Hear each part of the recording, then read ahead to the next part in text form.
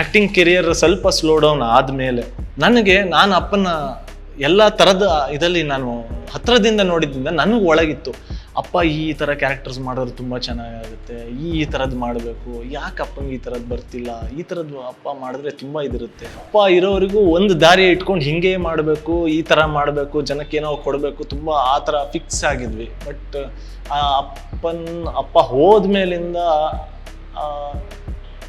ನನ್ನ ಸಿಚುವೇಶನ್ಸ್ಗಳಾಗಲಿ ಅಥವಾ ನನ್ನ ಓವರ್ ಆಲ್ ಆ ಟೈಮಲ್ಲಿ ಇದ್ದಂಥ ಪರಿಸ್ಥಿತಿಗಳಾಗಲಿ ಅದಕ್ಕೆ ಇದು ಮಾಡಿಕೊಡ್ಲಿಲ್ಲ. ನನ್ನ ಸಿನಿಮಾ ನಾನು ನೋಡಿಕೊಂಡ್ರೆ ನನಗೆ ಏನು ಎಂಜಾಯ್ ಮಾಡೋದಕ್ಕಾಗಲ್ಲ. ಬರೀ ನನ್ನ ತಪ್ಪುಗಳೇ ಕಾಣ್ತಾ ಇರುತ್ತೆ. ಇಲ್ಲಿ ಹಿಂಗೆ ಮಾಡಿದೆ, ಇಲ್ಲಿ ಹಿಂಗೆ ಮಾಡಬೇಕಾಗಿತ್ತು, ಇಲ್ಲಿ ಹಿಂಗೆ ಮಾಡಿದೆ, ಇದು ಮಾಡಬೇಕಾಯ್ತು, ಇಲ್ಲಿ ಇದು ಆಗಬಾರ್ದಾಯಿತು, ಹಿಂಗೆ ಮಾಡಬೇಕಾಗಿತ್ತು, ಇಲ್ಲಿ ಲೈಟ್ ತೊಗೋಬೇಕಾಗಿತ್ತು, ಇಲ್ಲೊಂಚೂರು ಇದೇ ಕಾಣುತ್ತೆ. ನಾನು ಹಿಂದೆನೂ ಯಾರೂ ಅಪ್ಪನ ವಾಯ್ಸ್ ಮಿಮಿಕ್ರಿ ಮಾಡಿದ್ದು ಕೇಳಿಲ್ಲ. ಬಟ್ ಇದೊಂದು ಆಸೆ, ಹಿಂಗೆ ಮಾಡಬೇಕಲ್ಲ ಅಂತ ಒಂದು ಆಸೆ ಎಲ್ಲರ ಹತ್ರನೂ ಕೇಳ್ಕೊಂಬಂದ್ವಿ. ಯಾರು ಕೇಳಿದ್ರು ಇಲ್ಲ ಅಪ್ಪನ ವಾಯ್ಸ್ ಕಷ್ಟ, ಇವತ್ತವರೆಗೆ ಪ್ರಯತ್ನ ಮಾಡಿಲ್ಲ. ಎಲ್ಲ ಕಡೆ ಅದೇ ಬಂತು. ಒಂದೆರಡು ಕಡೆ ಪ್ರಯತ್ನ ಮಾಡಿ ಅವರು ಔಟ್ಪುಟ್ ಕೊಟ್ಟರು, ಅದು ಒಂದು ಚೂರು ಅದ್ರ ಹತ್ತತ್ರನೂ ಬರಲಿಲ್ಲ. ಆ್ಯಕ್ಚುಲಿ CCL ಟೈಮಲ್ಲಿ ಇವಾಗ ಸುಮ್ಮನೆ ಇದೆಲ್ಲ ಆಡ್ತಿದ್ದಾಗ ಆವಾಗ ಸುದೀಪ್ ಸರ್, ದರ್ಶನ್ ಸರ್ ಎಲ್ಲ CCL ಟೈಮಲ್ಲಿ ಇದ್ದಾಗ ದರ್ಶನ್ ಸರ್ ಹೇಳೋರು, ಅಪ್ಪನ ಡೈಲಾಗ್ ಹೊಡಿಯೋ ಒಂದೆರಡು ನೋಡೋಣ ಅಂತ. ಅವ್ರಿಗೆ ಆಸೆ, ಆ ಉಷ್ದೇ ಡೈಲಾಗ್ ಬೇಕು ಅಂತ ಕೇಳೋರು. ಸುಮ್ಮನೆ ನಾನೇನೋ ಹೇಳ್ತಾ ಇದ್ದೆ.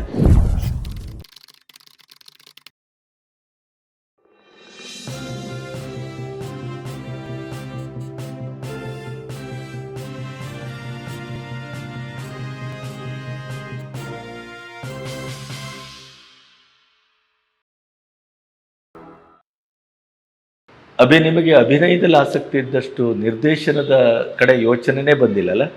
ಇಲ್ಲ, ನನಗೆ ನಿರ್ದೇಶನದ ಕಡೆ ಅಷ್ಟು ಅದು ಅಟ್ರ್ಯಾಕ್ಟ್ ಮಾಡಲಿಲ್ಲ. ಅದು ಯಾಕೆ ಅಂತ ನನಗೂ ಗೊತ್ತಿಲ್ಲ.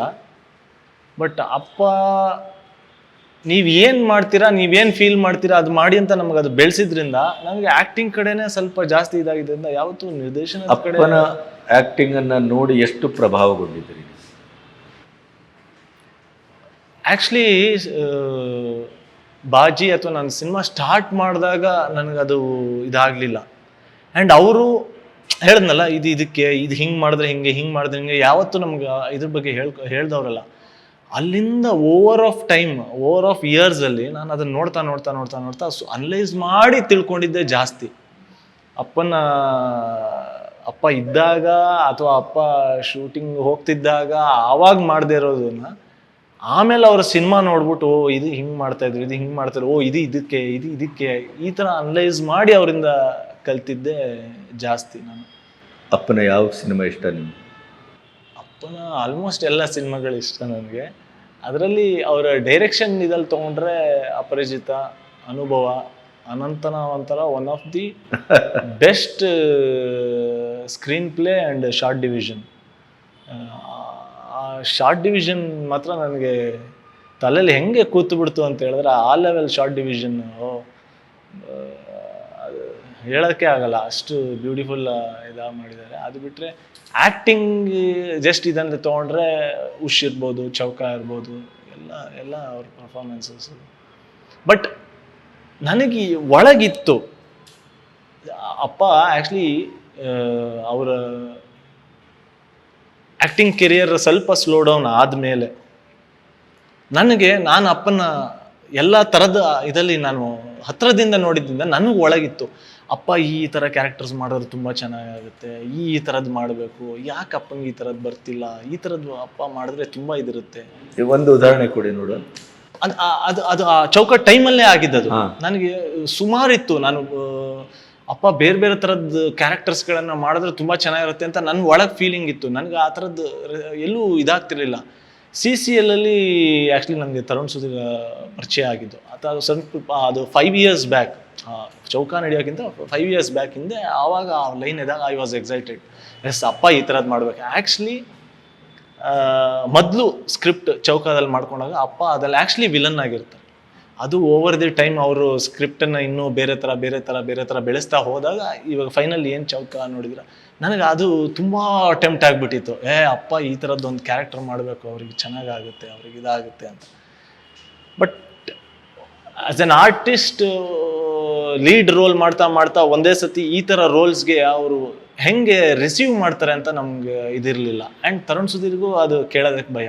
ಸೊ ಒಂದೊಂದೇ ನನಗೆ ನನಗೆ ಹೇಳೋನು, ನಾನು ಅದನ್ನು ಬಂದು ಅಪ್ಪನ ಹತ್ರ ಹಿಂಗೆ ಮಾಡಿದ್ರಾಯ್ತು, ಅವ್ನು ವೈಟ್ಗೆ ಹೇರ್ಸು, ಅಮಿತಾಬ್ ಬಚ್ಚನ್ ಹಿಂಗೆ ಮಾಡಿದ್ದಾರೆ, ಆ ಥರ ಹೇರ್ಸ್ ಪ್ಲ್ಯಾನ್ ಮಾಡ್ತಿದ್ದಾರೆ ಅಂತ ಅವ್ರಿಗೆ ಡೈರೆಕ್ಟ್ ಕೇಳೋಕ್ಕೆ ಅವನಿಗೆ ಒಂಥರ. ಸೊ ನನಗೆ ಹೇಳೋನು, ನಾನು ಬಂದ್ಬಿಟ್ಟು ಓಕೆ ಅಪ್ಪ ನೋಡಿ ಈ ಥರ ಪ್ಲ್ಯಾನ್ ಮಾಡ್ಕೊಂಡಿದ್ದಾರೆ, ಚೆನ್ನಾಗಾಗುತ್ತೆ, ಇದಾಗುತ್ತೆ. ಯಾಕಂದರೆ ಅದುವರೆಗೂ ಅಪ್ಪ ಆ್ಯಸ್ ಎ ಹೀರೋ ನಾರ್ಮಲ್ ಅವ್ರದ್ದೊಂದು ಲುಕ್ ಇತ್ತು, ಅದರಿಂದ ಟೋಟಲ್ ಆಚೆ ಬಂದು ಚೌಕ ಮಾಡಬೇಕಾಯ್ತು. ಸೊ ಅದು ಆ ಪ್ರೋಸೆಸ್ ಇದಾಯಿತು. ಅದಾದಮೇಲೆ ಆ್ಯಕ್ಚುಲಿ ಒಂದು 2-3 ಸ್ಕ್ರಿಪ್ಟ್ ಅವ್ರಿಗೆ ಬಂದಿದ್ದನ್ನು ನಾನು ಕೇಳಿದ್ದೆ. ಅದರಲ್ಲಿ ಒಬ್ಬ ಡ್ರಗ್ ಪ್ಲೇಡರ್ಲರ್ ಪಾತ್ರ ಒಂದಿತ್ತು. ನಮ್ಮ 12 ಅಸೋಸಿಯೇಟಾಗಿ ವರ್ಕ್ ಮಾಡಿದ್ರು, ಅಸಿಸ್ಟೆಂಟಾಗಿ ವರ್ಕ್ ಮಾಡಿಲ್ಲ ಇಲ್ಲ. ಅದಾದಮೇಲೆ ಅದು ಆ್ಯಂಡ್ ತರುಣ್ ಸುಧೀರು ಇನ್ನೊಂದು ಸಬ್ಜೆಕ್ಟ್ ಹೇಳಿದರು. ಅದು ಆ ಟೈಮಲ್ಲೇ ಅಪ್ಪಂಗೆ ಇದಾಗಿದ್ದು. ಇದಾಗಲೇ ಇಲ್ಲ. ಬಟ್ ನಾನು ಹತ್ರದಿಂದ ನೋಡಿದ್ದ ಕಾಶಿನಾಥ್ ಅಥವಾ ಅವರ ಆ್ಯಕ್ಟಿಂಗ್ ಸಾಮರ್ಥ್ಯ ಇನ್ನೂ ಬೇರೆ ತುಂಬ ಇತ್ತು. ಅದನ್ನು ಅವ್ರಿಗೆ ಎಕ್ಸ್ಪ್ಲೋರ್ ಮಾಡಿ ಚೌಕ ಕಾಶಿನಾಥ್ ಅವರಲ್ಲಿ ಇದ್ದಂಥ ಒಳಗನ್ನ ಒಂದು ಬೇರೆ ರೀತಿಯ ರೇಂಜಲ್ಲಿ ಅದನ್ನು ತೋರಿಸಿದ್ದು ತರುಣ್ ಸುಧೀರ್ನ ಭಾಳ ದೊಡ್ಡ ಶಕ್ತಿ ಅದು. ಇಲ್ಲ, ಅದಕ್ಕೆ ಅವನು ತರುಣ್ ಸುಧೀರ್ ಅವ್ರಿಗೆ ನಿಜವಲ್ಲೂ ಥ್ಯಾಂಕ್ಸ್ ಹೇಳ್ಬೇಕು. ಅವ್ರಿಂದ ಅಪ್ರೋಚ್ ಆದಮೇಲೆ ಅಪ್ಪಂಗೆ ಅದೊಂದು ಇದು ಸಿಕ್ಕಿದ್ದು. ಬಟ್ ಅಪ್ಪನಿಗೆ ಏನು ಅನಿಸಿತ್ತು ಆ ಪಾತ್ರದ ಬಗ್ಗೆ? ಅದೇ ತರುಣ್ ಸುಧೀರ್ ಹೇಳ್ದಾಗೆಲ್ಲ ನಾನು ಅದಕ್ಕೆ ಎಕ್ಸಾಂಪಲ್ ಕೊಟ್ಬಿಟ್ಟು, ಇಲ್ಲ ಅಪ್ಪ ಇದನ್ನು ಮಾಡು ಇದನ್ನು ಚೆನ್ನಾಗಾಗುತ್ತೆ, ಬೇರೆ ಥರ ಬರುತ್ತೆ, ಇನ್ನೊಂದು ಬೇರೆ ಥರ ಕ್ರಿಯೇಟ್ ಆಗುತ್ತೆ. ಅವ್ರಿಗೆ ಆ ಲೈನ್ ಕೇಳಿದಾಗ ಅವ್ರಿಗೆ ಕ್ಯಾರೆಕ್ಟರ್ದು ಲೈನ್ ಇಷ್ಟ ಆಗಿತ್ತು. ಬಟ್ ಅದ್ರ ಆ ರೆಗ್ಯುಲರ್ ಕಾಶಿನಾಥನ್ ಏನು ಜನ ನೋಡ್ತಿದ್ರು ಅದು ಬಿಟ್ಟು ಎಂಟೈರ್ಲಿ ಡಿಫ್ರೆಂಟ್ ಇದನ್ನು ತಗೋತಾರ ಅಂತ ಒಂದು ಅವರಿಗೆ. ಇನ್ನೊಂದು ಓಕೆ ನಾನು ಫುಲ್ ಬಾಲ್ಡಾಗಿ ಇದನ್ನು ಮಾಡಿಬಿಟ್ರೆ ಒಬ್ಬ ಆರ್ಟಿಸ್ಟ್ಗೆ ಅದು ಫಸ್ಟ್ ಟೈಮ್ ಮಾಡಬೇಕಾದಾಗ ಅದು ಇರುತ್ತೆ.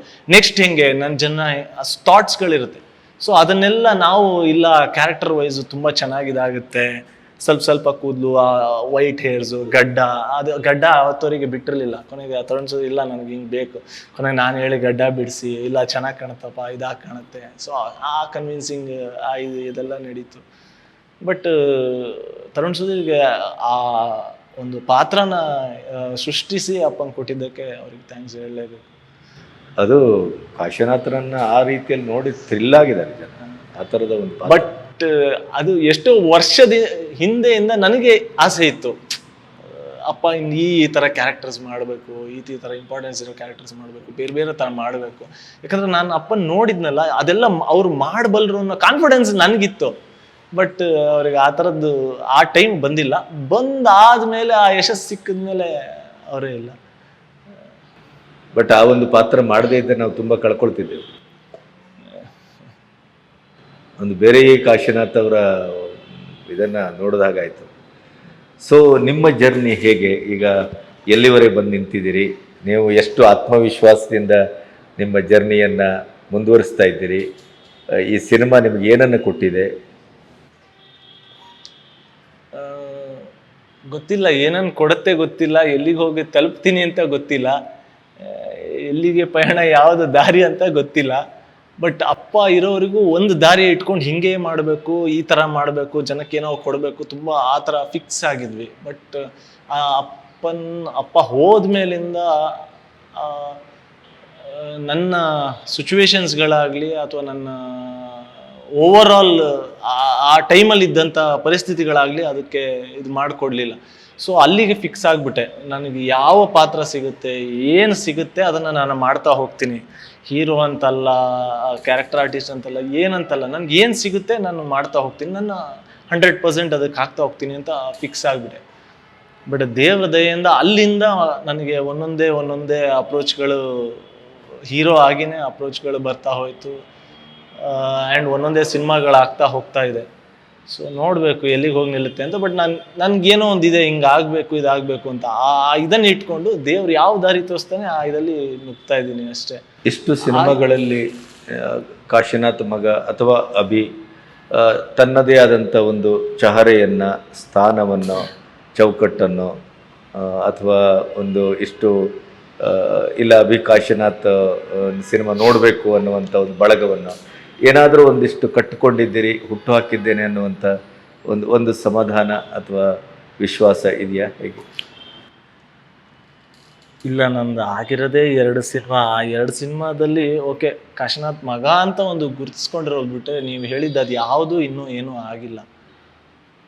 ಆ್ಯಂಡ್ ಅದು ಹೆಂಗಾಗುತ್ತೆ ಅನ್ನೋದು ನನಗೆ ಗೊತ್ತಿಲ್ಲ. ನನ್ನ ಇದು ಅಷ್ಟೇ, ನನಗೆ ಯಾವ ಸಿನಿಮಾ ಬರುತ್ತೆ ಅದರಲ್ಲಿ ನಾನು ಎಷ್ಟು ನನ್ನ ಎಫರ್ಟ್ಸ್ ಹಾಕ್ಬೋದು, ನಾನು ಯಾವ ಥರ ಮಾಡ್ಬೋದು, ಎಷ್ಟು ಬೆಟರಾಗಿ ಅದನ್ನು ಮಾಡ್ಬೋದು, ಆ ಕಡೆ ನನ್ನ ಥಾಟ್ ಇದೆ. ಸೊ ಆ ನೀವು ಹೇಳಿದ್ದು ಎಲ್ಲ ಅದ್ರ ಮೇಲೆ ನಡೆಯುವಂಥ ಆಡಿಯನ್ಸ್ ನಮ್ಮನ್ನು ಮೆಚ್ಚಿ ಇದಾಗುವಂಥ ಪ್ರೋಸೆಸ್, ಅದು ಒಂದಾದ್ಮೇಲೆ ಒಂದು ಆಗುವಂಥ ಪ್ರೋಸೆಸ್. ಆ್ಯಂಡ್ ನನ್ನನ್ನು ಅವರು ಎಷ್ಟು ಚೆನ್ನಾಗಿ ರಿಸೀವ್ ಮಾಡ್ತಾರೆ ಅನ್ನೋದ್ರ ಮೇಲೆ ಆಗುವಂಥ ಪ್ರೋಸೆಸ್. ಇದನ್ನು ನಾನು ದೇವ್ರಿಗಾಗಲಿ ಆಡಿಯನ್ಸ್ಗಾಗಲಿ ಬಿಟ್ಬಿಡಿ. ನನ್ನ ಕೆಲಸ ಏನು, ನನ್ನ ಡೈರೆಕ್ಟ್ರು, ನನ್ನ ಪ್ರೊಡ್ಯೂಸರು ಅವ್ರು ಕೊಟ್ಟಂಥ ಕೆಲಸನ ನನ್ನ ಕೈಯಲ್ಲಿ ಎಷ್ಟಾಗುತ್ತೆ ಅಷ್ಟು ಎಫರ್ಟ್ ಹಾಕಿ ಮಾಡೋವಂಥದ್ದು. ಇದು ಅಷ್ಟು ಮಾತ್ರ ಕಾನ್ಸಂಟ್ರೇಟ್ ಮಾಡ್ತಾ ಇದ್ದೀನಿ, ಬೇರೆ ಏನು. ಈಗಾಗಲೇ ಬಿಡುಗಡೆ ಆದ 2 ಸಿನಿಮಾ ನಿಮಗೆ ತೃಪ್ತಿ ತಂದಿದೆಯಾ ಹೇಗೆ? 100%. ನಾನು ಏನು ಅಂತ ನಾನು ತಿಳ್ಕೊಳ್ಳೋದಕ್ಕೆ, ನಾನು ಏನು ಮಾಡ್ತೀನಿ ಅಂತ ತಿಳ್ಕೊಳ್ಳೋದಕ್ಕೆ ಏನೇ ಆದರೂ ಫಸ್ಟ್ ಸಿನಿಮಾ ನಿಮ್ಗೆ ಅದೊಂದು ವೇದಿಕೆನೇ ಅಲ್ವಾ. ನಾವೇನು ಅಂತ ತಿಳ್ಕೊಳ್ಳೋದು, ಯಾಕಂದರೆ ಫಸ್ಟ್ ಸಿನಿಮಾದಲ್ಲೇ ನಾವು ಎಲ್ಲದನ್ನೂ ಅಚೀವ್ ಮಾಡಿಬಿಡೋಕ್ಕಾಗಲ್ಲ. ನಾವು ಎಷ್ಟೋ ಮಾಡಿದ್ದು ತಪ್ಪುಗಳಾಗಿರುತ್ತೆ, ಬೇರೆಯವ್ರು ಹೇಳಿಕ್ಕೆ ತಿಳ್ಕೊಂಡು ಅದನ್ನ ನೆಕ್ಸ್ಟ್ ಸಿನಿಮಾದಲ್ಲಿ ಸರಿ ಮಾಡ್ಕೊಳಕ್ಕೆ ನೋಡ್ತೀವಿ. ಸೊ ಆ ಥರ ನನಗೆ ಯಾವುದು ರಿಗ್ರೆಟ್ಸ್ ಅಂತ ಏನೂ ಇಲ್ಲ. 2 ಸಿನಿಮಾನು ನನಗೆ ತುಂಬ ಅನುಭವ ಕೊಟ್ಟಿದೆ, ತುಂಬ ಇದು ಕೊಟ್ಟಿದೆ. ಆ್ಯಂಡ್ ಒಂದಿಷ್ಟು ಜನರ ಹತ್ರ ಹೋಗೋದಕ್ಕೆ ನಿಮ್ಮ ಪರ್ಫಾರ್ಮೆನ್ಸ್ ನೀವೇ ನೋಡಿದಾಗ ನಿಮಗೇನು ಅನ್ನಿಸ್ತು ಈ 2 ಸಿನಿಮಾ? ನನ್ನ ಪರ್ಫಾರ್ಮೆನ್ಸ್ ಅದು ಆ ಅಪ್ಪ ನನಗೆ ಮಾಡಿಟ್ಟಿದ್ದ ಇದು ಇರಬೇಕು. ಅಂದರೆ ನೀ ಮಾಡು, ನೀ ಅದನ್ನು ನೋಡು, ಅದನ್ನು ನೋಡ್ಬಿಟ್ಟು ನೆಕ್ಸ್ಟ್ಗೆ ಅದನ್ನು ಅನಲೈಸ್ ಮಾಡಿಬಿಟ್ಟು ನೆಕ್ಸ್ಟ್ ಅದಕ್ಕೆ ಬೆಟರ್ ಆಗು, ಆ ಥಾಟ್ ಏನೋ ಗೊತ್ತಿಲ್ಲ. ನನ್ನ ಸಿನಿಮಾ ನಾನು ನೋಡಿಕೊಂಡ್ರೆ ನನಗೆ ಏನೂ ಎಂಜಾಯ್ ಮಾಡೋದಕ್ಕಾಗಲ್ಲ. ಬರೀ ನನ್ನ ತಪ್ಪುಗಳೇ ಕಾಣ್ತಾ ಇರುತ್ತೆ. ಓ, ಇಲ್ಲಿ ಹಿಂಗೆ ಮಾಡಿದೆ, ಇಲ್ಲಿ ಹಿಂಗೆ ಮಾಡಬೇಕಾಗಿತ್ತು, ಇಲ್ಲಿ ಹಿಂಗೆ ಮಾಡಿದೆ, ಇದು ಮಾಡಬೇಕಾಗಿತ್ತು, ಇಲ್ಲಿ ಇದು ಆಗಬಾರ್ದಾಯಿತು, ಹಿಂಗೆ ಮಾಡಬೇಕಾಗಿತ್ತು, ಇಲ್ಲಿ ಲೈಟ್ ತೊಗೋಬೇಕಾಗಿತ್ತು, ಇಲ್ಲೊಂಚೂರು ಇದೇ ಕಾಣುತ್ತೆ. ಸೊ ನನಗೆ ನನ್ನ ಸಿನಿಮಾನ ನಾನು ಎಂಜಾಯ್ ಮಾಡೋದಕ್ಕಾಗಲ್ಲ. ಬೇರೆ ಸಿನಿಮಾನ ಕೂತ್ಕೊಂಡು ಪ್ಯೂರ್ ಆಡಿಯನ್ಸ್ ಥರ ಎಂಜಾಯ್ ಮಾಡ್ತೀನಿ. ಒಂದ್ಸತಿ ನನ್ನ ಸಿನಿಮಾ ಒಳಗೆ ಹೋದರೆ ನನಗೆ ಇವಾಗಲೂ ಅಷ್ಟೇ ನಾನು ತುಂಬ ಇದು ನೋಡ್ತೀನಿ. ಯಾಕಂದರೆ ನಮ್ಮ ತಂದೆ ಆಗಲಿ, ನಮ್ಮ ತಂದೆ ಕೊನೆ ತಮ್ಮ ಕ್ಯಾಮ್ರಾಮನ್ ಅವರಾಗಲಿ, ಅಥವಾ ಎಲ್ಲಿಗೆ ಪಯಣ ಡೈರೆಕ್ಟರ್ಸ್ ಆಗಲಿ, ಅವರು ಸಿನಿಮಾ ಮಾಡ್ತಾ ಸುಮಾರು ಇಲ್ಲಿ ಕಟ್ರ್ ಬಂತು, ಇಲ್ಲಿ ಇದು ಬಂತು, ಅಲ್ಲ ಅದು ಬಂತು ಅಂತೆಲ್ಲ ಅಂತ ಇರ್ತಾರೆ. ನನಗೆ ಸಿನಿಮಾದಲ್ಲಿ ಆ ಕ್ಯಾರೆಕ್ಟ್ರು, ಆ ಹೀರೋ ಅಥವಾ ಹೀರೋಯಿನು ಅಥವಾ ಯಾವುದೋ ಒಂದು ಕ್ಯಾರೆಕ್ಟ್ರಲ್ಲಿ ಆ್ಯಕ್ಟ್ ಮಾಡ್ತಾ ಇದ್ರೆ ಅದು ಅಷ್ಟೇ, ನನಗೆ ಸುತ್ತಮುತ್ತ ಇನ್ನೇನು ಕೇಳಲ್ಲ. ಸೊ ಅದೇ ಇರಬೇಕು ನನಗೆ ಆ್ಯಕ್ಟಿಂಗ್ ಮಾಡೋದಕ್ಕೆ, ಇದು ಮಾಡೋದಕ್ಕೆ, ಅಥವಾ ನಾನು ಬರೀ ಆರ್ಟಿಸ್ಟ್ ಅಂತ ನನಗೆ ಒಳಗಡೆ ಇರಬೇಕು, ಡೈರೆಕ್ಷನ್ ಬಗ್ಗೆ ಅಷ್ಟು ಒಲವು ಇಲ್ಲ. ಇದರಿಂದನೂ ಏನೋ ನನಗೆ ಸುತ್ತಮುತ್ತ ಇನ್ನೇನು ಕಾಣಲ್ಲ. ಆ ಕ್ಯಾರೆಕ್ಟರ್ ಯಾವುದು, ಏನು ಕಾನ್ವರ್ಸೇಷನ್ ಮಾಡ್ತಾಯಿದೆ, ಸೆಂಟರ್ ಆಫ್ ಅಟ್ರಾಕ್ಷನ್ ಯಾವುದಿದೆ, ಆ ಕ್ಯಾರೆಕ್ಟರ್ ಒಂದೇ. ಆ್ಯಂಡ್ ಆ ಕತೆ ಒಳಗಿರ್ತೀನಿ. ಅದು ಎಷ್ಟು ಚೆನ್ನಾಗಿಲ್ಲದೆ ಇರಲಿ, ಇದಿರಲಿ, ನನಗೆ ಆ ಸುತ್ತಮುತ್ತದ್ದು ಏನೂ ಕಾಣಲ್ಲ. ಅದೇನಂತ ಗೊತ್ತಿಲ್ಲ. ಬಟ್ ಅದನ್ನು ಅನಲೈಸ್ ಮಾಡ್ತೀನಿ ಅಷ್ಟೇ, ಬಿಟ್ಟರೆ ಇನ್ನೇನೂ ಇಲ್ಲ. ಸೊ ಈಗ ಬರುವ ಸಿನಿಮಾದಲ್ಲಿ ಎಲ್ಲಿಗೆ ಪಯಣ, ಈಗ ಬಿಡುಗಡೆ ಆಗ್ತಾ ಇರುವಂಥ ಸಿನಿಮಾ ಅದು, ಅದರಲ್ಲಿ ಯಾವ ರೀತಿ ಈ ಹಿಂದಿನ 2 ಸಿನಿಮಾಕ್ಕೆ ಕಂಪೇರ್ ಮಾಡಿದರೆ ಇದರಲ್ಲಿ ಯಾವ ಥರ ಪಾತ್ರ, ಎಷ್ಟರ ಮಟ್ಟಿಗೆ ಆ ಪಾತ್ರ ನಿಮ್ಮನ್ನು 1 ಅಥವಾ 2 ಹೆಜ್ಜೆ ಮುಂದೆ ತೆಗೆದುಕೊಂಡು ಹೋಗಿ ನಿಲ್ಲಿಸ್ಬೋದು, ಹೇಗೆ? ಅಲ್ಲ, ಓವರ್ ಆಫ್ ಟೈಮ್ ಏನಾಯಿತು, ಒಬ್ಬ ಆರ್ಟಿಸ್ಟ್ಗಾಗಲಿ ಅಥವಾ ಒಬ್ಬ ಟೆಕ್ನಿಷಿಯನ್ಗಾಗಲಿ, ಒಬ್ಬ ಡೈರೆಕ್ಟರ್ಗಾಗಲಿ ಎಲ್ಲರೂ ಹೇಳೋದು ಒಂದು ಪಿಕ್ಚರಿಂದ ಒಂದು ಪಿಕ್ಚರ್ ಸಿಗ್ತಾ ಹೋದಾಗ ಅಲ್ಲಿ ಇಂಪ್ರೂವ್ ಆಗ್ತಾ ಹೋಗ್ತಾರೆ, ಬೆಟರ್ ಆಗ್ತಾ ಹೋಗ್ತಾರೆ, ಇದಾಗ್ತಾ ಹೋಗ್ತಾರೆ. ನನಗೆ ಅದು ಆಗಲಿಲ್ಲ. ಒಂದು ಪಿಕ್ಚರಿಂದ ಒಂದು ಸ್ವಲ್ಪ ಗ್ಯಾಪ್ ಆಯಿತು, ಮತ್ತೆ ಸೆಕೆಂಡ್ ಪಿಕ್ಚರ್, ಅದರಿಂದ ದೊಡ್ಡ ಗ್ಯಾಪ್ ಆಯಿತು. ಹೌದು. ಬಟ್ ಈ ದೊಡ್ಡ ಗ್ಯಾಪಲ್ಲಿ ಅಪ್ಪ ಕೊಟ್ಟಿದ್ದ ಐಡಿಯಾಲಜಿಸು ಅದು ನನಗೆ ಸ್ವಲ್ಪ ಹೆಲ್ಪ್ ಮಾಡ್ತಾ ಏನೋ. ಸುಮಾರು ವರ್ಷಗಳು ಸಿನಿಮಾಗಳು ನೋಡ್ತಿದ್ದೆ. ಅಂದರೆ ಈ ಭಾಷೆದು ಅಂತಲ್ಲ, ಯಾವ ಕನ್ನಡ, ತಮಿಳ್, ತೆಲುಗು ಯಾವ್ದಾರ ಒಂದು ಮಧ್ಯಾಹ್ನ ಒಂದು ಸಿನಿಮಾ ನೋಡಲೇಬೇಕು, 1-2 ಸಿನಿಮಾ ನೋಡಲೇಬೇಕು. ಅದೆಲ್ಲ ಅನಲೈಸ್ ಮಾಡ್ತಿದ್ದೆ. ಈ ಡೈರೆಕ್ಟರ್ ಯಾವ ಥರ ಕ್ಯಾರೆಕ್ಟರೈಸೇಷನ್ ಬರ್ದಿದ್ದಾರೆ, ಸೊ ಆ ಕ್ಯಾರೆಕ್ಟರ್ ಹೆಂಗೆ ತೊಗೊಂತು, ಹೆಂಗೆ ಮಾಡ್ತು. ಸೊ ಈ ಥರ ನೋಡಿ ನಾನು ನನ್ನ ತಲೆಯಲ್ಲೇ ಏನೋ ಸ್ವಲ್ಪ ಬೆಟರ್ ಆಗ್ತಾ, ನನಗೆ ಒಂದು ಕಾನ್ಫಿಡೆನ್ಸ್ ತುಂಬ್ಕೊಂತ ಅದು ಎಲ್ಲದನ್ನು ಎಲ್ಲಿಗೆ ಪಯಣದಲ್ಲಿ ಇನ್ನೊಂದು ಎಕ್ಸ್ಪೆರಿಮೆಂಟ್ ಥರ ಅದನ್ನೆಲ್ಲ ಒಳಗೆ ಇಟ್ಕೊಂಡು ನನ್ನ ಕೈಲಿ ಎಷ್ಟು ಆಗುತ್ತೆ ಆ ಪ್ರಯತ್ನ ಎಲ್ಲಿಗೆ ಪಯಣದಲ್ಲಿ ಮಾಡಿದ್ದೀನಿ. ಯಾವ ಜಾನರ್ ಸಿನಿಮಾ ಇದು? ಜಾನರ್ ಒಂದು ಬ್ಯೂಟಿಫುಲ್ ಆದ ಒಂದು ಸಣ್ಣ ಎಳೆಯ ಲವ್ ಸ್ಟೋರಿ. ಆ ಲವ್ ಸ್ಟೋರಿನ ಒಂದು ಥ್ರಿಲ್ಲರ್ ರೂಪದ ನರೇಷನಲ್ಲಿ ಕಟ್ಕೊಡ್ತಾರೆ. ಬಟ್ ಓವರ್ ಆಲ್ ಕತೆ ಅವರು ಮಾಡ್ಕೊಂಡು ಬಂದಾಗ ಆ ಕ್ಯಾರೆಕ್ಟರೈಸೇಷನ್ಸ್ ಆಗಲಿ ಅವ್ರು ಮಾಡಿರೋ ಕತೆ ಆಗಲಿ ಇದಾಗಲಿ ತುಂಬ ಇಂಪ್ರೆಸ್ ಆಯಿತು ನನಗೆ. ಆ್ಯಂಡ್ ಕಿರಣ್ ಸೂರ್ಯ ಅಂತ ಡೈರೆಕ್ಟ್ರು, ಅವರ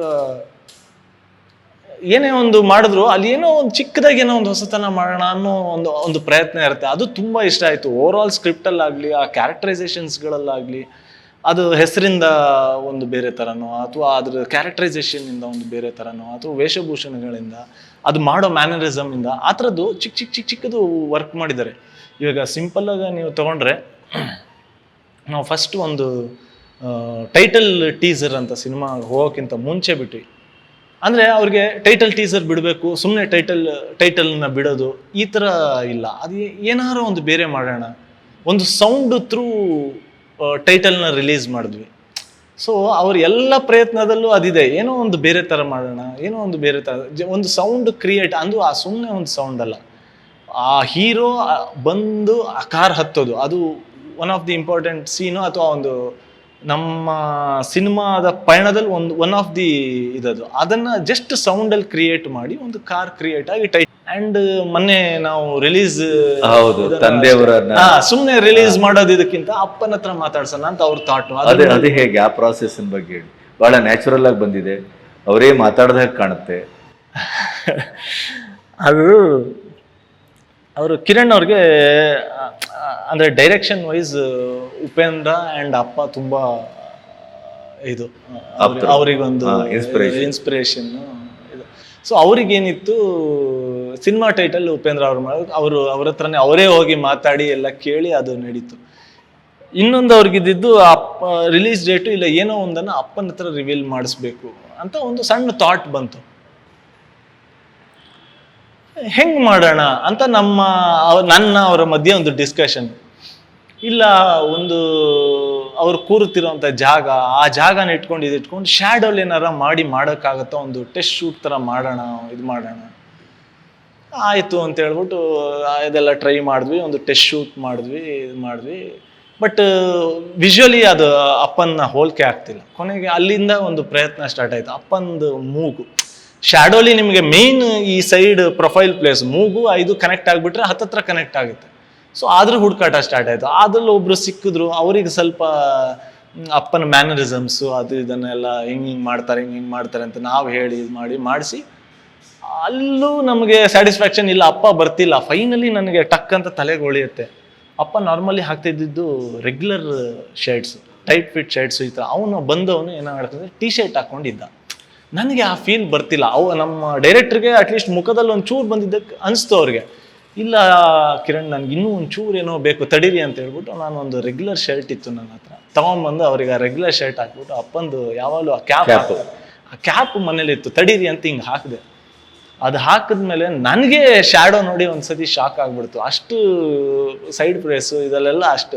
ಕೊನೆಗೆ ಅವ್ರಿಗೆ ಮ್ಯಾನೇಜಮ್ ಮಾಡಿ ಇದೆಲ್ಲ ಮಾಡಿ ಟೆಸ್ಟ್ ಶೂಟ್ ಇದಾಯಿತು. ಶೂಟ್ ಮಾಡ್ಕೊಂಡಾದ್ಮೇಲೆ ಒಂದು ಕಾನ್ಫಿಡೆನ್ಸ್ ಬಂತು. ಬಟ್ ಅಭಿ ಇವರಾ ಬನ್ನಿ ಕೂತು.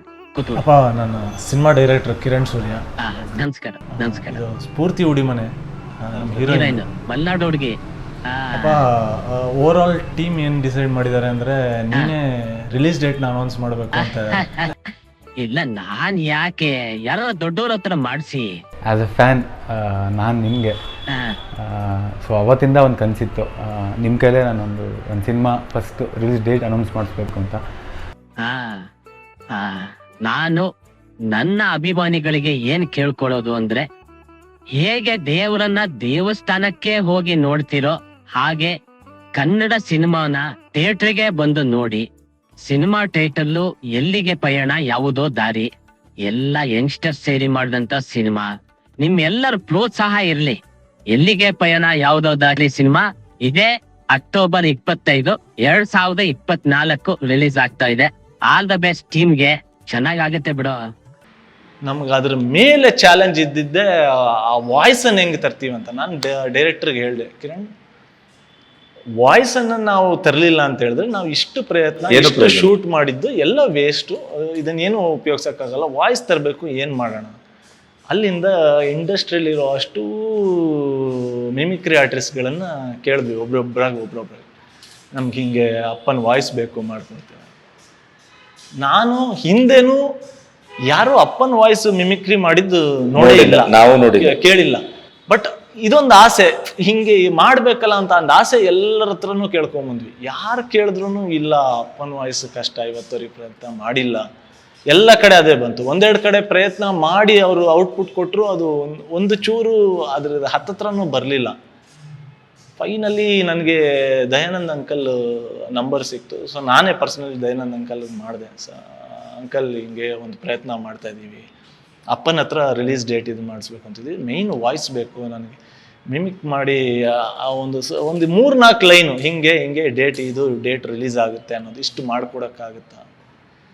ಅವರು ಇಲ್ಲಪ್ಪ 30 ವರ್ಷದಿಂದ ನಾನು ಇದು ಮಾಡ್ತೀನಿ, ಅಪ್ಪನ ವಾಯ್ಸ್ ಇವತ್ತವರೆಗೆ ನಾನು ಟ್ರೈ ಮಾಡಿಲ್ಲ, ಕಷ್ಟ, ನಮ್ಮ ಹುಡುಗರಿಗೆ ಕೇಳಿ ನೋಡ್ತೀನಿ ಇವಾಗಿನವರು ಅಂತ. ಅವರು ಸುಮಾರು ಎಲ್ಲ ಕೇಳಿದ್ರು, ಯಾರ್ದು ಇದಾಗಲಿಲ್ಲ. ಫೈನಲಿ ನಮ್ಗಿದು ಮಾಡಬೇಕು ಅಂತ ಆಸೆ, ಬಟ್ ಏನೂ ಇದಾಗ್ತಿಲ್ಲ. ಡೈರೆಕ್ಟ್ರು ಒಂದು ದಿವಸ ಇದ್ದವರು ಸಡನ್ನಾಗೆ, ಅಭಿ ನೀವು ಅಪ್ಪನ ಹತ್ರದಿಂದ ನೋಡಿದಿರಲ್ವಾ, ನಿಮ್ಮನ್ನು ಹೆಂಗೆ ಕರೀತಾರೆ ಇದು ಕರೀತಾರೆ ಎಲ್ಲ ಗೊತ್ತಲ್ವಾ ಅಂತ ಕೇಳಿ. ಕರೆಕ್ಟ್. ಕಿರಣ್ ನಾರ್ಮಲಿ ಹೆಂಗೆ ಕರೀತಾರೆ, ಏ ಅಭಿ ಬರೋ, ಏ ಅಭಿ ಕರೀತಾರೆ, ಹಿಂಗೆ ಕರೀತಾರೆ ಅಷ್ಟೇ. ಸೊ ಅವರು ಮಾತಾಡ್ತಿದ್ದ ಶೈಲಿ ಒಂಚೂರು ಎಲ್ಲ ನಿಮಗೆ ಗೊತ್ತಲ್ಲ. ಚೂರು ಅವರು ಮಾತಾಡ್ತಿದ್ದ ಅಪ್ಪ ಅಲ್ವಾ, ಇದ್ದೇ ಇರುತ್ತೆ ತಲೆಯಲ್ಲಿ. ನೀವೇ ಯಾಕೆ ಅಭಿ ವಾಯ್ಸ್ ಕೊಡುವ? ನನಗೆ ಒಂದ್ಸತಿ ಕಿರಣ್ ಇರೋದನ್ನೆಲ್ಲ ಹಾಳು ಮಾಡ್ತೀನ, ಬೇಡ ಇದು ನನಗೆ ಮಿಮಿಕ್ರಿ ಅಥವಾ ಯಾವ್ದಾರ ಒಂದು ವಾಯ್ಸ್ ನೋಡಿದ ತಕ್ಷಣ ಅದೊಂದು ಸಪ್ರೇಟ್ ಟ್ಯಾಲೆಂಟ್. ಅದು ಆ ವಾಯ್ಸನ್ನು ಹಿಡಿಯೋದು, ಅದ್ರ ಟೆಕ್ಸ್ಚರು, ಆ ಲೋ ಹೈಸ್ ಅನ್ನ ನೋಡಿಕೊಂಡು ನೀವು ಕ್ರಿಯೇಟ್ ಮಾಡೋದು. ಇದು ನನಗದು 5 ಪೈಸೆ ಇಲ್ಲ ಕಿರಣ್ ಅದಾಗಲ್ಲ. ಇಲ್ಲ ಅಭಿ ನೀವು ಫೋನಲ್ಲಿ ಮಾತಾಡ್ತಾಗ ಒಂದೊಂದು ಇದು ಅಪ್ಪನ ಥರ ಬರುತ್ತೆ, ಅದು ಮಗ ಆಗಿ ಬರುತ್ತೇನೋ, ಒಂದಿಷ್ಟು ಇದ್ದೇ ಬಟ್ ಅಂದ್ರೂ ಅಪ್ಪಂದು ವಾಯ್ಸ್ ತುಂಬಾ ಶಾರ್ಪ್, ನಂದು ಸ್ವಲ್ಪ ಇದು. ಆಮೇಲೆ ಅವ್ರು ಒಂದಿಷ್ಟು ರಿಸರ್ಚ್ ಮಾಡಿದಾಗ ಗೊತ್ತಾಗುತ್ತೆ, AI ಅಲ್ಲಿ ವಾಯ್ಸ್ ಟೆಕ್ಸ್ಚರ್ನ ಮಾಡ್ಬೋದು ಅಂತ ಗೊತ್ತಾಗುತ್ತೆ. ಸೊ ಅಲ್ಲಿ ಮತ್ತೆ ಕೇಳ್ತಾರೆ ನನಗೆ, ಅಭಿ ಹಿಂಗೆ ಸಿಕ್ಕಿದೆ ವಾಯ್ಸ್ ಟೆಕ್ಸ್ಚರ್ ಮಾಡ್ಬೋದಂತೆ, ನೀವು ಅವ್ರ ಥರ ಅಟ್ಲೀಸ್ಟ್ ಮಾತಾಡೋದಕ್ಕಾಗತ್ತೆ ಅಂದರೆ ಟೆಕ್ಸ್ಚರ್ ಅದು ಕೊಡುತ್ತೆ. ಗೊತ್ತಾಯ್ತು. ವಾಯ್ಸ್ ಅವರು ಏನು ಸ್ಟೇಸ್ ಕೊಡ್ತಾ ಇದ್ರು, ಏನು ರಾಗ ಎಳಿತಾ ಇದ್ರು, ಅವ್ರು ಯಾವ ಸ್ಟೈಲಲ್ಲಿ ಹೇಳ್ತಾ ಇದ್ರು, ಅದನ್ನು ನಾವು ಮಾಡಬೇಕು. ಕೊನೆಗೆ ಓಕೆ ಟ್ರೈ ಮಾಡೋಣ ಕಿರಣ್ ಅಂತ 1, 2, 3 ಪ್ರಯತ್ನಗಳು ಮಾಡ್ತೀವಿ. ಫೈನಲಿ ಒಂದು ಲೆವೆಲ್ ಕಾನ್ಫಿಡೆನ್ಸ್ ಬರುತ್ತೆ. ಅಂದರೆ ಯಾಕಂದರೆ ಅವರು ನೀವು ನೋಡಿರ್ಬೋದು, ಅವರು ನಾರ್ಮಲ್ ಆಗಿ ಮಾತಾಡೋದು ಸ್ವಲ್ಪ, ಯಾವುದೇ ಆರ್ಟಿಸ್ಟ್ದಾಗಲಿ ನಾರ್ಮಲ್ ಮಾತಾಡೋದು ಸ್ವಲ್ಪ ಬೇರೆ ಇರುತ್ತೆ, ಸಿನಿಮಾದಲ್ಲಿ ಮಾತಾಡೋದು ಬೇರೆ ಇರುತ್ತೆ. ನಾನು ಸಿನಿಮಾದಕ್ಕಿಂತ ಅವ್ರು ನಾರ್ಮಲ್ ಮಾತಾಡೋದು ನಾನು ಜೀವನ ಪೂರ್ತಿ ಅವ್ರನ್ನ ನೋಡಿದ್ರಿಂದ, ಇವಾಗ ಅವ್ರು ನನ್ನ ಕರೆಯೋದು ಯಾವ ಟೋನಲ್ಲಿ ಕರಿತಾ ಇದ್ರು, ಎಷ್ಟು ರಾಗ ಎಳಿತಾ ಇದ್ರು, ಇದೆಲ್ಲ ತಲೆಯಲ್ಲಿ ಇದ್ದಿದ್ದು ಅಲ್ಲಿ ನನಗೆ ಹೆಲ್ಪ್ ಆಯ್ತು ಅನ್ಸುತ್ತೆ. ಸೊ ಅಲ್ಲಿ ಕೊನೆಗೆ ಫೈನಲಿ ನಾನೇ ಡಬ್ ಮಾಡಿ ಅದಕ್ಕೆ AI ಮಾಡಿದ್ದು. ಇನ್ನೂ ಎಷ್ಟೋ ಜನಕ್ಕೆ ಗೊತ್ತಿಲ್ಲ, ಸುಮಾರು ಜನ ಕೇಳ್ತಾರೆ ಯಾರು ಮಾಡಿದ್ದು ಅಂತ. ಪ್ಯಾಟರ್ನ್ ಅಂಡ್ ಸ್ಟೈಲ್ ನಾನು ಮಾಡಿದ್ದು, ಅದನ್ನ ಬಟ್ ಅದ್ರಲ್ಲಿ ನೀವು ಸಕ್ಸೀಡ್ ಆಗಿದ್ದೀರಿ. ಅದಕ್ಕೂ ಒಂದು ಸಣ್ಣ ಕಾನ್ಫಿಡೆನ್ಸು. ಆ್ಯಕ್ಚುಲಿ CCL ಟೈಮಲ್ಲಿ ಇವಾಗ ಸುಮ್ಮನೆ ಇದೆಲ್ಲ ಆಡ್ತಿದ್ದಾಗ, ಅವಾಗ ಸುದೀಪ್ ಸರ್, ದರ್ಶನ್ ಸರ್ ಎಲ್ಲ CCL ಟೈಮಲ್ಲಿ ಇದ್ದಾಗ ದರ್ಶನ್ ಸರ್ ಹೇಳೋರು, ಅಪ್ಪನ ಡೈಲಾಗ್ ಹೊಡಿಯೋ 1-2 ನೋಡೋಣ ಅಂತ. ಅವ್ರಿಗೆ ಆಸೆ, ಆ ಉಷ್ದೇ ಡೈಲಾಗ್ ಬೇಕು ಅಂತ ಕೇಳೋರು. ಸುಮ್ಮನೆ ನಾನೇನೋ ಹೇಳ್ತಾ ಇದ್ದೆ ಒಂಚೂರು ಎಲ್ಲೋ ಲೋ ಮಾಡಿದಾಗ ನನ್ನ ವಾಯ್ಸ್ ಕ್ರ್ಯಾಕ್ ಇದು ಎಲ್ಲ ಅಪ್ಪನ ಆಗಿದ್ರಿಂದ ಸಿಮಿಲರ್ ಇರ್ಬೋದು. ಡೈಲಾಗ್ ಇಲ್ಲ ಸುಮ್ಮನೆ ಏನೋ ಒಂದು ಆ ಟೈಮಲ್ಲಿ ಇದು ಮಾಡ್ತಾ ಇದ್ದೆ. ಬಟ್ ಅಲ್ಲಿ ಒಂದಿಷ್ಟು ಡೈಲಾಗ್ಸ್ ಅದು ನಾನು ಹೇಳಿದಾಗ ಹಂಗೆ ಹೇಳೋರು, ನಾನು ತಿನ್ನು ಮಾಡ್ಕೊಂಡು ಹೇಳಿದಾಗ ಅಪ್ಪಂದೆಲ್ಲೋ ಬರುತ್ತೆ ಅಂತ. ಬಟ್ ಅದು ಟ್ರೈ ಮಾಡಿದೆ ಇದನ್ನು ಇಟ್ಕೊಂಡು. ಆ್ಯಕ್ಚುಲಿ ಅದು ರಾಂಗ್ ಆಯಿತು. AI ಫಸ್ಟ್ ನಾನು ತಿನ್ನು ಮಾಡ್ಕೊಂಡು ಮಾಡಿದ್ದು, AI ವಾಯ್ಸ್ ಬಂದಾಗ ಇನ್ನೂ ತಿನ್ನಾಗ್ಬಿಟ್ಟಿತ್ತು. ಅಪ್ಪಂದು ಶಾರ್ಪು, ನಾನು ಮಾಡ್ಕೊಂಡಿದ್ದು ಶಾರ್ಪು, ಅದು ಫುಲ್ ಶಾರ್ಪ್ ಆಗಿ ತಮಿಳ್ ಥರ ಬಂದ್ಬಿಡ್ತು ಇದು. ಕೊನೆಗೆ ನಾನು ನನ್ನ ಥರನೇ ಮಾತಾಡಿ, ಬಟ್ ಆ ಸ್ಟೇಜು, ಆ ರಾಗ, ಅವರ ಟೋ ಇದನ್ನು ಮಾತ್ರ ಮ್ಯಾಚ್ ಮಾಡಿದೆ. ಸೊ ಮ್ಯಾಚ್ ಮಾಡಿದ್ದು ಫೈನಲಿ ಔಟ್ಪುಟ್ ಚೆನ್ನಾಗಿ ಬಂತು. ಆ್ಯಂಡ್ ತುಂಬ ಎಲ್ಲ ಕಡೆಯಿಂದ ತುಂಬ ಪಾಸಿಟಿವ್ ರೆಸ್ಪಾನ್ಸ್, ತುಂಬ ಚೆನ್ನಾಗಿ ಕಾನ್ಸೆಪ್ಟ್ ಚೆನ್ನಾಗಿ ಮಾಡಿದ್ರಿ. ನಿಮ್ಮ ಕುಟುಂಬ ಏನಂತ? ನಮ್ಮ ಕುಟುಂಬಕ್ಕೆ ಆಲ್ಮೋಸ್ಟ್ 80 to 85% ವಾಯ್ಸ್ ಹತ್ರ ಬಂದಿದೆ. ಸೊ ಅವರೇ ಅಷ್ಟಂದ್ರೆ ಆಡಿಯನ್ಸ್ ತುಂಬಾ ಹತ್ರ ಅನ್ಸುತ್ತೆ. ಅವರು ಆಡಿಯನ್ಸ್ ಕೇಳಿದವರೆಲ್ಲರೂ ಆಲ್ಮೋಸ್ಟ್ 90% ಬಂದ್ಬಿಟ್ಟಿದೆ ವಾಯ್ಸು. ತುಂಬ ಚೆನ್ನಾಗಿದೆ. Again credit goes to director.